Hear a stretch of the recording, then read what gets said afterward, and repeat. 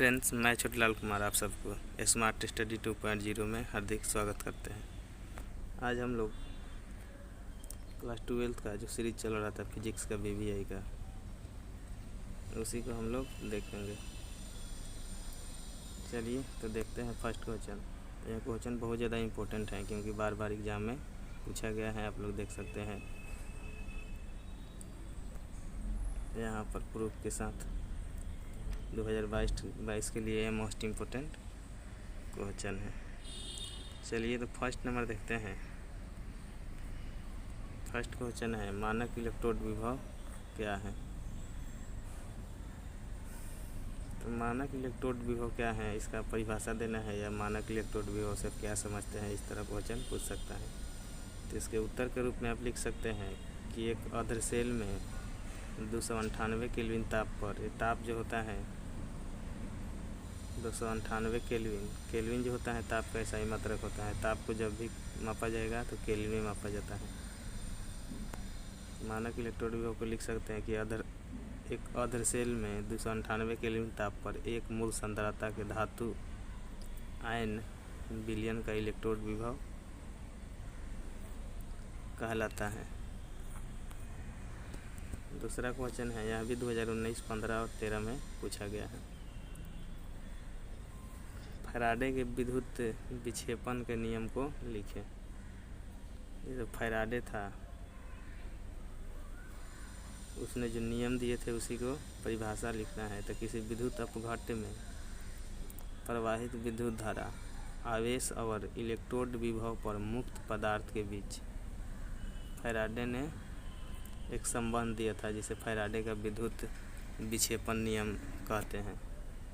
यानी कि जो प्रवाहित विद्युत धारा होता है किसी विद्युत अपघट्य विलयन में और जो इलेक्ट्रोड पर मुक्त पदार्थ होता है उसी के बीच फैराडे ने एक संबंध दर्शाया था, यानी नियम दिया था, जिसे फैराडे का विद्युत विक्षेपण नियम कहते हैं।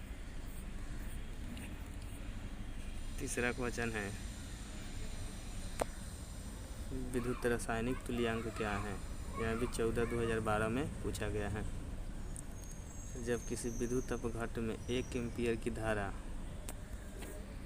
को एम्पीयर में मापा जाता है, जिस तरह आलू को केजी में मापा जाता है उसी तरह जो विद्युत धारा होता है उसको एम्पीयर में मापा जाता है। तो किसी विद्युत अपघट्य में 1 एम्पीयर की विद्युत धारा या 1 कूलाम आवेश को कूलाम में मापा जाता है, 1 सेकंड के लिए प्रवाहित किया जाता है, तो इलेक्ट्रोड पर मुक्त पदार्थ की मात्रा रासायनिक तुल्यांक कहलाता है। यानी कि किसी विद्युत अपघट्य में 1 एम्पीयर की विद्युत धारा, 1 कूलाम आवेश और 1 सेकंड प्रवाहित किया जाता है, तो इलेक्ट्रोड पर मुक्त पदार्थ की मात्रा रासायनिक तुल्यांक कहलाता है। उसी तरह 4 नंबर क्वेश्चन है, इलेक्ट्रोड क्या है, परिभाषित करें। यह भी क्वेश्चन 2016 और 2019 में पूछा गया है। इसका उत्तर आप लिख सकते हैं, जिस प्लेट या छड़ से विद्युत धारा प्रवाहित होती है उसे इलेक्ट्रोड कहते हैं। जब किसी धातु के छड़ को उसी धातु के लवण के घोल में डाला जाता है तब इलेक्ट्रोड बनता है।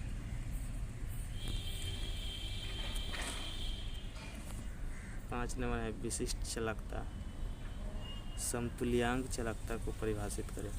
यह भी 2018-2013 में क्वेश्चन पूछा गया है और 2011 है। तो विशिष्ट चालकता या समतुल्यांक चालकता को परिभाषित करें। पहले हम लोग विशिष्ट चालकता देखते हैं। किसी विद्युत अपघट्य की 1 घन सेंटीमीटर विलयन की चालकता को विशिष्ट चालकता कहते हैं। इसे K से सूचित किया जाता है। आगे है तुल्यांकी चालकता, किसी घोल के उस आयन की चालकता जिसमें 1 ग्राम तुल्यांक इलेक्ट्रोलाइट घुला है उसे क्या कहते हैं, तुल्यांकी चालकता कहते हैं। आगे है हाफमैन ब्रोमाइड प्रतिक्रिया क्या है। यह भी 2018, 2009 और 2016 में पूछा गया है। हाफमैन ब्रोमाइड अभिक्रिया, तो जब एमाइड को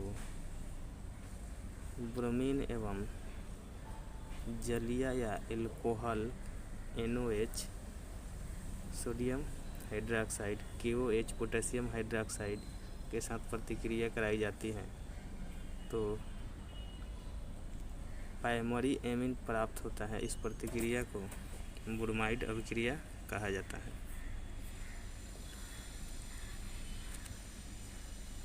आगे है 7 नंबर, मूलर चालकता क्या है, परिभाषित करें। तो 1 सेंटीमीटर की दूरी पर 2 समानांतर इलेक्ट्रोड में रखे 1 मोल विद्युत अपघट्ट वाले घोल के चालकता को मूलर चालकता कहते हैं। इसे लेमडा से सूचित किया जाता है। इस तरह इसी को मूलर चालकता कहते हैं। आगे 8 नंबर क्वेश्चन है, निम्नलिखित की परिभाषा अभिक्रिया की कोटि और थ्रेशोल्ड ऊर्जा को परिभाषित करें। हम लोग पहले अभिक्रिया की कोटि देखते हैं। किसी रासायनिक प्रतिक्रिया में उपस्थित परमाणुओं एवं अनुभव का मूल्य जिस पर प्रतिक्रिया की गति निर्भर करती है, प्रतिक्रिया की प्रॉपर्टी कहलाता है।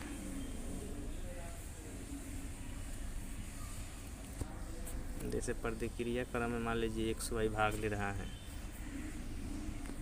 उसके बाद है थ्रेशोल्ड ऊर्जा, वह न्यूनतम ऊर्जा की मात्रा जो टक्कर के समय अणु के पास रहती है, जिसमें प्रतिक्रिया शुरू होती है, उसे थ्रेशोल्ड ऊर्जा कहा जाता है। तो चलिए, आज इस वीडियो में इतना ही क्वेश्चन इंक्लूड किया गया है। वीडियो अच्छा लगे तो लाइक करिए, शेयर करिए। पहली बार इस चैनल पर हैं तो सब्सक्राइब कर लीजिए, क्योंकि बिहार बोर्ड से रिलेटेड प्रत्येक प्रकार की सब्जेक्ट की तैयारी यहाँ कराई जाती है।